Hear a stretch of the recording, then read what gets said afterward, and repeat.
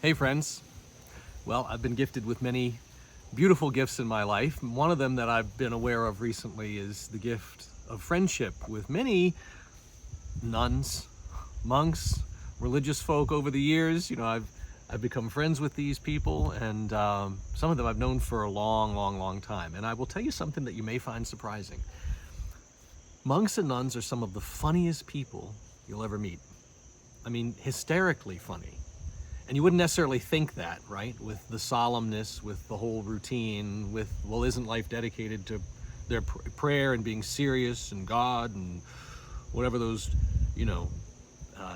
practices of denial might be. Well, I can tell you from experience that they're usually quite funny, and more than funny, they're witty people.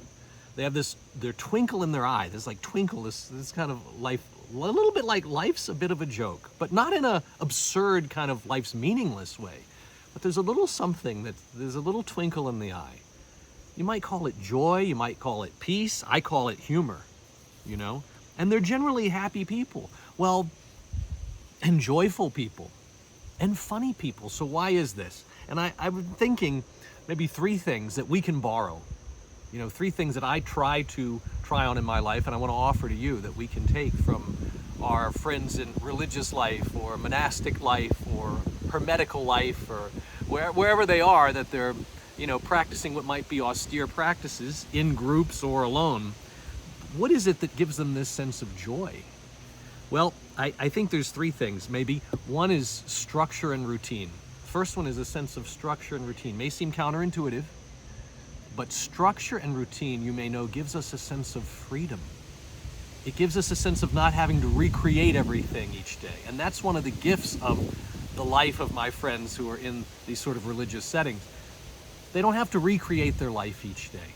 It's structured. And in that structure, in that routine, I think there's just psychologically less decisions to make. Now, we have lives that are quite busy.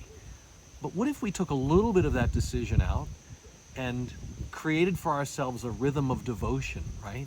That structured routine sense of life and devotion. And I think when we do that, it gives us the second thing, which is this sense of trust. We can let go. There's a kind of release and let go that can happen when we allow ourselves to surrender into that routine and trust. And I've experienced that myself in my own sense of creating routine in my life. Yeah, that can be a real gift for us. And then the third thing that comes to me that I see, and maybe the most surprising, is that my monk friends have a real appreciation for paradox. A paradox is two things that fit together that seem like they shouldn't. And you think about how much life is a paradox. Joy and sadness. Do these things actually go together?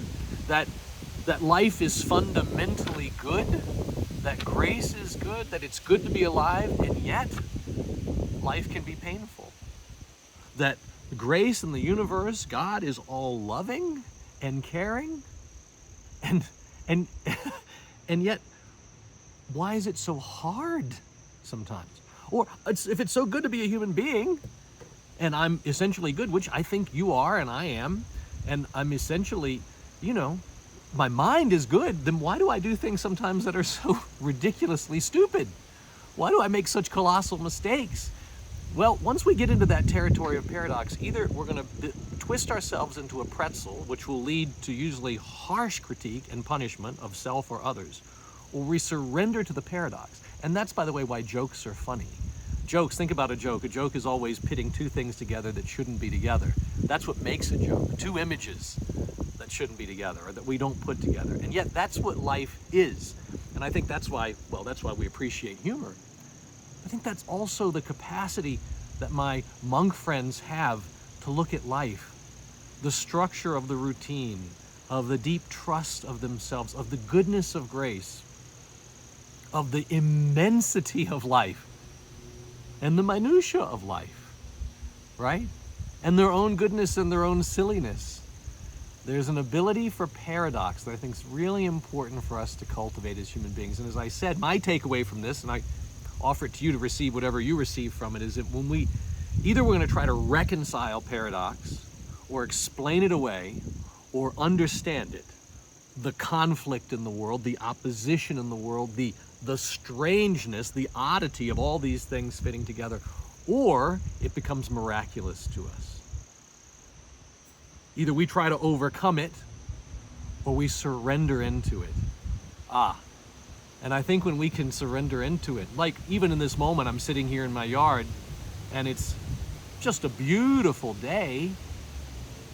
And yet in my very city here, not far, there's suffering going on, right? In this moment, I'm feeling joy. 10 minutes from now, something may happen that changes my life for the heavier. Can I live with that? Can I lean into that? Ooh, that's what my friends have. That's what I want to have. That's what on my best days I do have. To sit with the mystery is really what we're doing there. To lean into the mystery, not to solve it, but to participate in it, to a certain extent understand it, and to let go when we don't, and to trust. So my friends, I invite you today to look for the paradoxes and find humor in them. Bring that twinkle to your eye in the face of the mystery.